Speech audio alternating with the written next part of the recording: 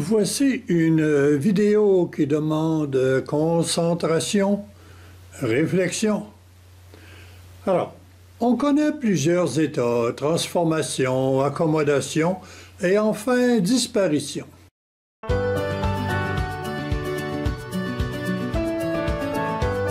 Je fais souvent des dissertations visuelles à partir d'un objet que je proclame suggestif. Je vais continuer dans cette veine, mais je voudrais démontrer qu'il y a souvent des transformations selon l'âge, selon le point de vue, selon tout genre de situation. Ce que l'on croit figé à jamais est toujours temporaire, évolutif ou à recommencer. Ma mère a vécu une époque où les dames se présentaient frisées, coiffées. Elle connaissait bien ce phénomène de transformation régulière. Il y avait près de chez nous un salon de coiffure et certains signes nous étaient sensibles par l'odorat. Quand on commençait à sentir l'ammoniaque, on savait que la coiffeuse procédait à une opération de fixation du frisou. La cliente en ressortait transformée, frisée.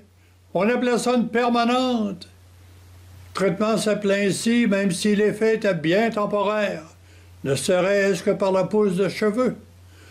Aujourd'hui, on a des coloristes qui vous peinturent des couettes de la même manière. C'est le même phénomène, là, mais modifié. J'ai toujours dans mon atelier une vieille chaise avec séchoir de coiffeuse. Il m'arrive de m'y asseoir dans l'espoir d'y trouver des idées brillantes et novatrices.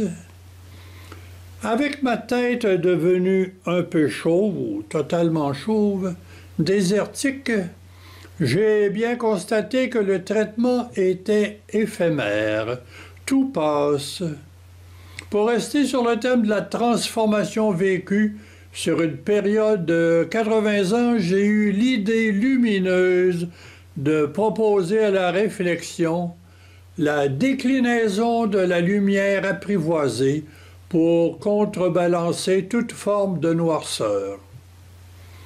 Nos ancêtres connaissaient la lumière artificielle, sans soleil, sans lune, par le phénomène de la combustion qui nous a été transmis par la chandelle et la lampe à l'huile.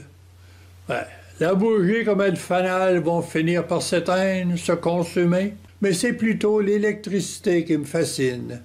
Mystérieuse, réalisatrice, si on sait la découvrir. L'expérience de mon enfance dans la quincaillerie de mon père repose sur les ampoules incandescentes, à expiration programmée en nombre d'heures. Sur le comptoir, on gardait des 25 watts, des 40, des 60 puis des 100. À une petite boîte, on retrouvait des ampoules à 3 intensités pour les lampes torchères, des petites ampoules pour les frigidaires et même des mini ampoules là, pour les lampes de poche. Je me souviens qu'on testait tout ça avant de les vendre, déjà que leur vie était courte. Plus tard, les ampoules à incandescence ont connu des partenaires. À l'intérieur, les fluorescents devenaient populaires, plus durables, moins énergivores.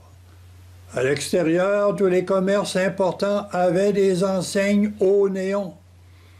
C'était l'époque des gaz excités qui illuminent les lieux commerciaux. Tout ça dure encore, mais on s'est aperçu que des diodes qui laissent passer le courant dans une seule direction devenaient lumineuses et prenaient des couleurs variées. On était en cours de mots pour cette 3e génération.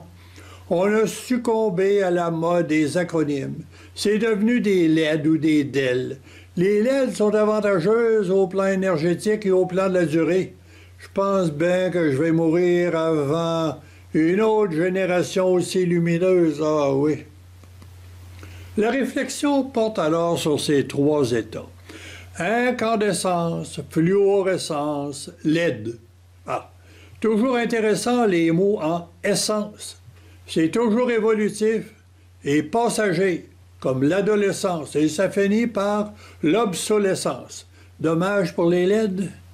Peut-être qu'il y a quelqu'un là, dans un CHSLD qui va leur trouver un nom en essence, comme des ampoules à LED essence, je ne sais pas.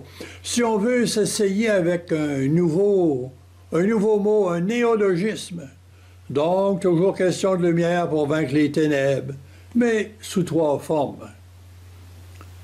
La lumière sous 3 états électriques s'inscrit dans une tradition millénaire, mais toujours en démarche, en progression. Par exemple, on sait que l'eau est disponible sous 3 états, la glace, l'eau liquide, la vapeur. Par contre, dans les écrits gnostiques, on trouve toujours le moyen d'être insatisfait. On ajoute un 4e effet, indéterminé, comme un super gaz pour l'eau. On se rappelle que gnostique, c'est une manière de dire avec élégance, éveillé au bien-être supérieur de tous. Dans les religions orientales, on a des dieux qui se présentent en 3 états. On appelle ça une trimurti. Dans le christianisme, on a la Trinité. Dans la vie humaine, dont la perpétuité est assurée par un mode binaire homme et femme, les gens de mon âge ont connu un 3e état, le chaperon. Cette personne discrète mais intrusive qui accompagnait les amoureux, qui à leur tour devaient modérer leurs ardeurs pour un certain temps. Le chaperon intermédiaire ou volatile est maintenant remplacé par une multitude de lettres en acronyme. On ne sait plus nommer spécifiquement. Ça nous prend tous les genres de teintes, car le blanc et le noir ne suffisent pas. Il faut peinturer de toutes les couleurs. On mélange tout, on retourne au tohu-bohu, au chaos qu'on croyait dompter. Le même phénomène se produit dans le langage. Tous les mots d'une langue sont colligés et répertoriés dans des dictionnaires. Ces mots sont, pour ainsi dire, en dormance. Ils ont un sens ou deux, mais ne l'expriment pas. Par contre, dans le langage actif, le locuteur y ajoute une intention, un genre de performatif, là, si on veut avoir un mot un peu plus scientifique. Et pour celui qui écoute, l'intention est aussi importante à décoder et à apprécier que le mot lui-même. Mais le sens étymologique et l'intention, c'est un système binaire. Et c'est la mode actuelle d'y ajouter un 3e intervenant. Appelons ça la perception. Et on vit à une ère de perception, qu'on confond souvent avec le mot du dictionnaire et le mot intentionnel. On réfléchit pas, on pense comprendre juste par la perception. C'est pas de l'éveil, c'est de la paresse. Une intrusion discursive à la mode du chaperon d'autrefois. Bon, j'ai dit tout ça un peu en parabole, bien sûr, mais que celui qui a des oreilles pour comprendre, comprenne. Il ne va pas se sentir toujours attaqué par un 3e intervenant.